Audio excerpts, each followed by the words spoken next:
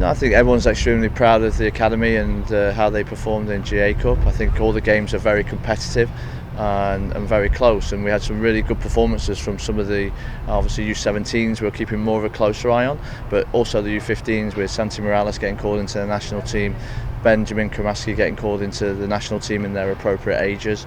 So there's some good individual performances, but I think as a collective everyone can be really proud in such a prestigious competition. The 17s lost to the eventual winners in a very tight semi-final game, and then obviously the 15s unfortunately had to play the same team twice in the knockout stage that they'd already beaten less than 48 hours earlier. So that's always very difficult in tight games to beat that same team twice. But I think overall everyone's extremely pleased with the performances of the players.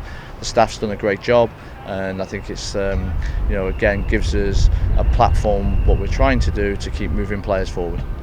No, a lot of takeaways. Look, I think what we told the players was if you don't learn the lessons from those experiences, then you miss the point. So, it was a hard game. No question. There's lots of things we can say about that match, but the matchups on the day, they took full advantage on it. They got onto us early, and we never got in a rhythm to impose our identity, which is something we'd done in the three previous games. And we weren't able to do that in the match, and that's credit to New York City. They came with a really good game plan, good quality side, and our players on the day just couldn't get into a rhythm. And then, you can see early on a penalty that has mysteriously disappeared from the video, and then they get a really good second goal. Start the second half, our guys responded quite well. We had a couple of little chances and maybe got a little bit of a foothold in the game, and then conceded the third and the fourth straight away, and then it was a real big uphill task for the players, and one we couldn't quite get through on the day. So but really good learning experience. First road trip, we had a really good meeting, very positive. We looked at the video briefly because I think the players know.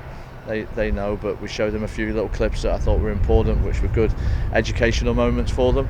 And then we spoke about how we play on the road, how can we be successful on the road, and it was a collective effort, and we've got some ideas going into the weekend where we make sure we improve upon the performance last week. No, I think what you find, right, when you're feeling it and the other team gets probably that foothold and is being more aggressive in the game, and they're up, their confidence grows, and they're doing things that maybe they wouldn't do if it was 0-0, and they were able to execute them.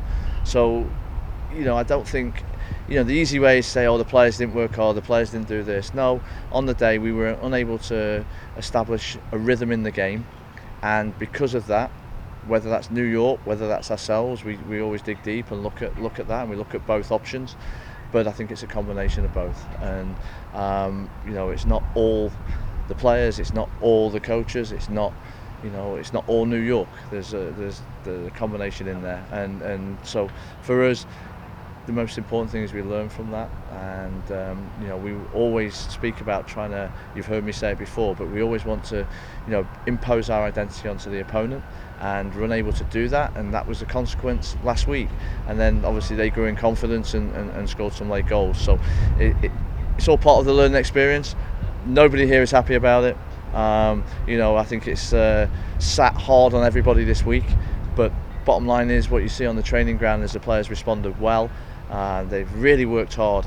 Really worked hard this week on the training ground.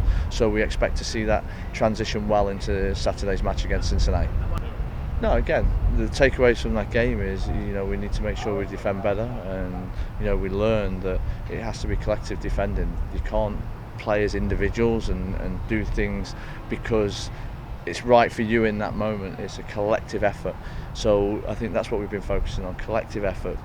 Shifting together, being tight, being compact, and we've worked on that, because when you get opened up 7-0, there's a flaw somewhere. So we've addressed that.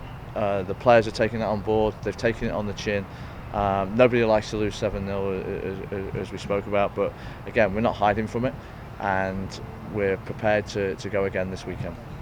Go about that? Yeah, no, I mean, look, it gives people opportunities. So, there's players in that locker room that haven't had opportunities previously, but got opportunities. So it's all about making the most of your opportunity when you have it. And that's what we talk about. And the mentality from our stand is, it's next man up all the time. Next man up, it's your turn. Off you go. Let's see what we've got. It's your opportunity today. So that mentality doesn't change. That's what we run through the group. And, they have to make the most of it. And there's going to be weekends where the U17s are at Generation Adidas Cup, the first team's away in Seattle. That's going to happen. That's an opportunity for somebody else, and I think that's the way we view it. That's the way I've always viewed it throughout my coaching career. You get out there, you roll your sleeves up. It's your opportunity. You're ready for it. We're training you to be ready for it. So make the most of that opportunity. Edison and Ryan Saylor out there with you guys. Edison coming back from injury. What are their plans for the weekend? Will they see? I imagine they'll see some time. I don't know if it's from the starting role, substitute role. What are the plans for them? Yeah, no, they'll be on limited minutes this weekend to keep them ticking over. I must say both have done really well in training this week with us. Obviously, with the first team in the Open Cup, it's been a kind of we've adjusted the weeks and we play Saturday, first team plays Sunday, so the weeks have been adjusted slightly. But to see them train this week and even some of the other first team lads that have been in with us for training purposes, really good, and they set a really good standard for the young players to look up to and aspire to play like. So we're looking forward to seeing both Edison and Ryan. Ryan make his professional debut more than likely tomorrow, and obviously Edison getting into a good run of form. If he transitions from his training form yesterday onto the field, I'm expecting a really big game from him. I wanted to ask you about the Open Cup. Miami just drew South Georgia Torrenta, somebody you're probably familiar with. How much are you going to be helping out the first team coaching staff with that? Yeah, as much as they would like, as always. I mean, they do an excellent job and with what they do, but I've already been texting with the gaffer, so we've had some good conversations, and we were quite familiar with Tormenta. I know they did a little bit of an overhaul of their roster, especially in particular in midfield, than what they had last year. And well coached team. We had some really good close contests last year. I think even one was 4-4, so that should be entertaining. But it's a good matchup. It's a good team, and they've got off to a decent start in USL 1. So there's a couple more weeks before that game, but I'm sure familiar with some of their players that I can help the coaches with. Yeah, I think, look, we want to make sure we put some of our identity into the game. I didn't think we did that last week. So most importantly, we've got to get a foothold in the game. Whatever length of time that is, and you can get a foothold for 10 minutes and win the game 1-0 away from home. So for us, it's how long we can impose our identity on Cincinnati with the players' performances. But yeah, we all want to win, and I think that's important. But the 10,000 foot view is we've got to get players ready for the first team. May Mbika last week was named Team of the Week, having previously played with the MLS2, and this team and this program is about making sure for the first team, but also for the first team for 2 years, so that it's having that view, the short term view of it and the long term, as well as the medium term. So really for us, we want to make sure we deliver a good performance. We will be fighting to win the game. We want to be as competitive as possible, and these players need to make sure that they want to win, but also go out there and deliver a performance that allows you to win. And I think that's the biggest takeaway from last week.